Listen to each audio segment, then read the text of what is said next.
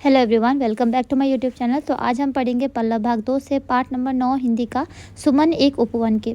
यह एक कविता है। सुमन यानी कि फूल और उपवन यानी कि बगीचा। ठीक है, तो हम सब सुमन एक उपवन के, तो हम सभी क्या है, बगीचे के फूल है। यानी कि इसमें क्या है, लोगों को के बारे में बताया गया है। फूलों से उनको जोड़कर क्या है, लोगों के बारे में बताया गया है। ठीक है, तो हम सब सुमन एक उपवन के, यानी कि हम सभी एक ही बगीचे के फूल है, यानी एक ही धरती के सभी, हम सभी अलग अलग प्रकार के मनुष्य हैं। एक हमारी धरती सबकी, जिसकी मिट्टी में जन्मे हम। तो जिस मिट्टी में हम जन्मे हैं वह धरती एक है, उसकी मिट्टी भी एक ही जैसी है। मिली एक ही धूप हमें है, सींचे गए एक जल से हम। तो इस धरती में क्या है, हमें एक ही प्रकार की धूप मिली है और एक ही प्रकार के जल से हम सभी सींचे गए हैं। जिस प्रकार फूलों को जल से सींचा जाता है, उसी प्रकार हमें भी उसी प्रकार के जल से हम सभी सींचे गए हैं। पले हुए हैं झूल झूल कर पलनों में हम एक पवन के। जो झूला झूलते हुए जो हमें पवन महसूस करते हैं, वह पवन भी हम सभी ने एक ही प्रकार के पवन को महसूस किया है।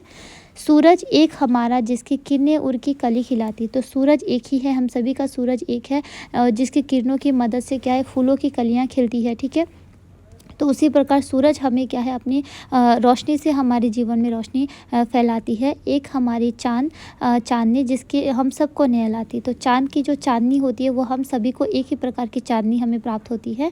मिले एक से स्वर हमको है, भ्रमरों के मीठे गुंजन के। तो भंवरे जो मीठे गीत गाते हैं, उन भंवरों के मीठे गुंजन भी हम सबको एक ही स्वर हम सभी को सुनाई देते हैं।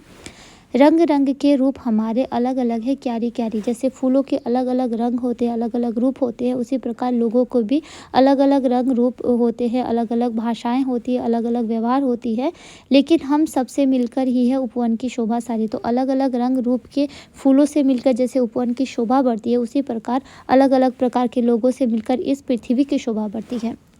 एक हमारा माली, हम सब रहते नीचे एक गगन के। तो जिस प्रकार बगीचे का एक माली होता है, जिसमें अलग अलग प्रकार के फूल पाए जाते हैं, उसी प्रकार इस पूरे पृथ्वी का एक माली है, जो कि है हमारा ईश्वर, और उन्हीं के गगन के नीचे हम सभी रहते हैं। ठीक है, और यह कविता लिखा है द्वारिका प्रसाद माहेश्वरी जी ने। ठीक है, इस कविता के जरिए उन्होंने ये संदेश दिया है कि हम सभी एक है। ठीक है, हम सब में कोई भेदभाव, कोई अंतर नहीं है। हम बस अलग अलग प्रकार के लोग हैं, अलग अलग वेशभूषा, अलग अलग भाषा का प्रयोग करते हैं, लेकिन हम सभी क्या है, आखिरकार हम सभी इस धरती के एक ही प्रकार के मनुष्य हैं। ठीक है, एक ही प्रकार की चीज़ें हमें मिली है, हम सभी को एक ही प्रकार की चीज़ें प्राप्त हुई है। तो हम सभी को किसी के साथ भी भेदभाव नहीं करना चाहिए, हमें आपस में मिलजुल कर रहना चाहिए। यह कविता हमें क्या है, एकता का संदेश देती है। ठीक है, ताकि हम सभी मिलजुल कर रहे।